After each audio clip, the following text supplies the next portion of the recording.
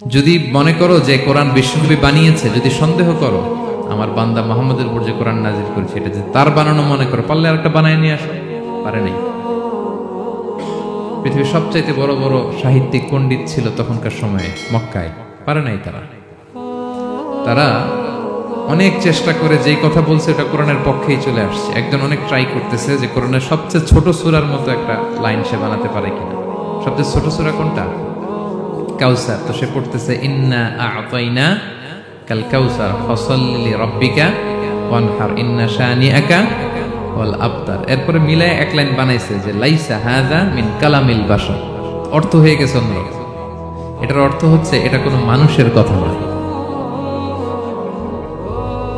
ইন্না আ'তাইনা কাল কাউসার ফাসাল্লি লিরাব্বিকা ওয়ানহার ইন্না শানিআকা ওয়াল আবতার। সে মিলায় বানাইছে এক লাইন, সেটা হচ্ছে লাইসা হাযা মিন